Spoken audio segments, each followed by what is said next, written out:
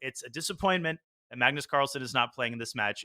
I think it's safe to say that it's an objective negative. But as we look at the Magnus machine and his 10-year reign uh, of the World Championship title, Anish, it still sometimes doesn't add up in my head that no, Magnus is not going to be the world champion after this match concludes. Yeah, we'll have to get used to that, and that's been the case before in history. It's not the first time. We don't have to look too far back. The last time that happened is when Magnus was world number one already for a few years, and the world champion was still Vishy Anand, who is a legend of chess, a great player.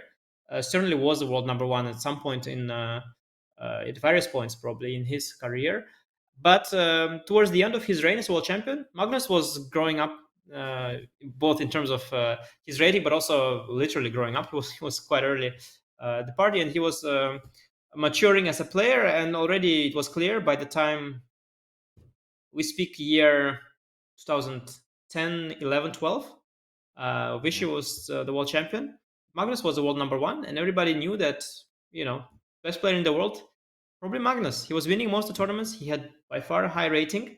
But Vishy was a world champion. He was a legitimate world champion. And world number one and the world champion were two slightly different, no, slightly different. I mean, entirely different people. And that is okay. That happened. And in history before, it happened many times. In fact, even when Kramnik has beaten Kasparov, he has proven that he is a legitimate world champion. He literally beat Kasparov in an incredible match. But still, following that, played many tournaments.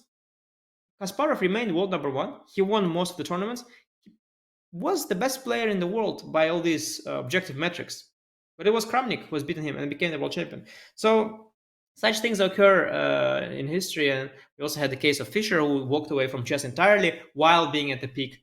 So nothing entirely new, but certainly something we'll have to get used to, because indeed, for the past 10 years, we've had the best player in the world and the highest rated player in the world all in one, and the one with the best haircut as well. So it was just Magnus all over, and now we have to get used to some other people running the show.